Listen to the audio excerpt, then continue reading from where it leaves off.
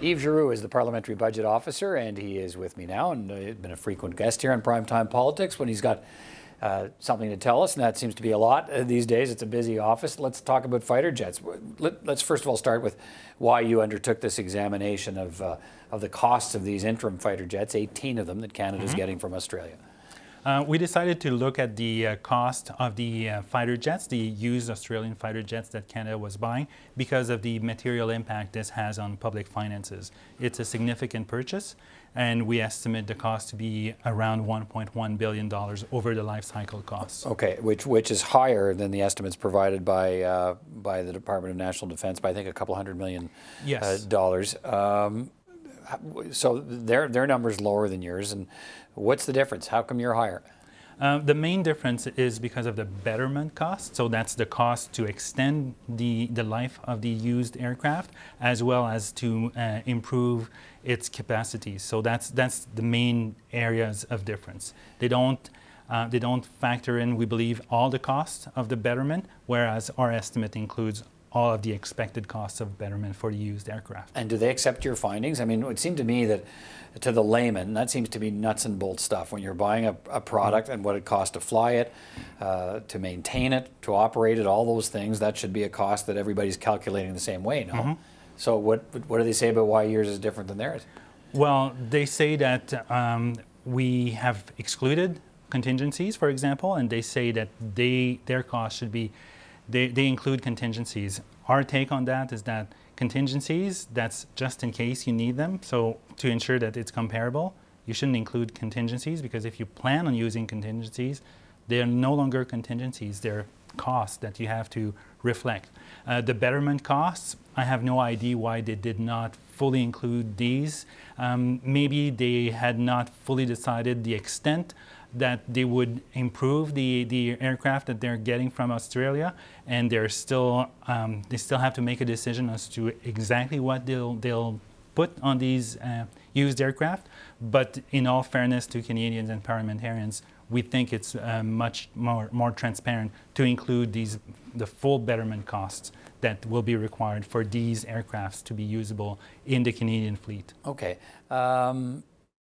You also warn there could be some risk that push the costs up a little bit. What are those? What should we be watching for? Because we've already received 2 of these planes, I think. Came from Australia through the United States and up into northern Alberta. So we've got 2 of them now. Still 16 more to come over the next number of years. What are some of the risks that could push the costs up?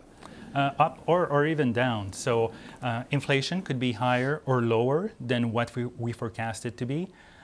Fuel costs could be higher or lower than what we expect them to be. As everybody who drives a car knows, fuel costs can go up and down. It's hard to predict precisely. And there's also the average number of hours of flight per aircraft. If DND, for example, flies these aircraft more or less, then it will have an impact on the overall cost. For example, the average flight time per aircraft per year is about 160 hours that an F-18 is in the air per year. So if they increase that by 25%, it's 55 million more in total. And if they decrease that, it's cheaper, of course. Okay. Is there a bottom line on this when you look at this kind of a purchase and you analyze it? I mean, what Canadians really want to know is there value for money here? Can you make that determination? Is this a smart purchase? That's difficult to make in terms of determination, because we have to meet our international obligations with respect to having some minimal capacity when it comes to fighter aircraft. NATO and NORAD, we have commitments, and we have to have a certain level of capacity.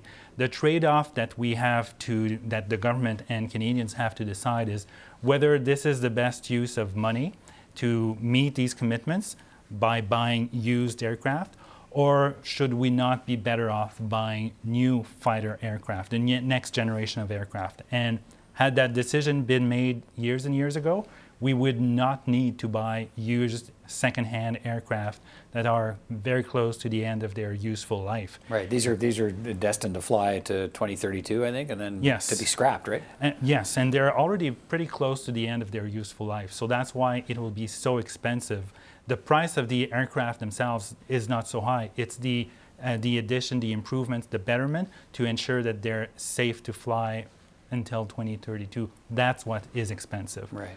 And it's some of the points you raise are interesting because, as you point out, we wouldn't be having this conversation. Everybody in this country that pays attention to this knows that we've been looking at an aircraft fighter jet fleet replacement, plan for years in this country, and it keeps getting changed and delayed. The procurement process has been a bit of a mess, I think, frankly, for most people.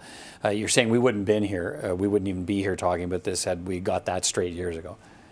Yeah. Exactly. So that's a situation in which we are, because there's a commitment that we have to meet certain capacity level with our allies, and the solution to that the government found was to buy second-hand used aircraft from Australia to meet these commitments. Was that a smart move? It's difficult to assess what was the alternative. The alternatives could have been not to meet our commitments, not very palatable, or buy brand new aircraft, and we all know it takes time and it's fraught with lots of controversy. All right, Yves Giroux, thanks for your time. Appreciate it. My pleasure.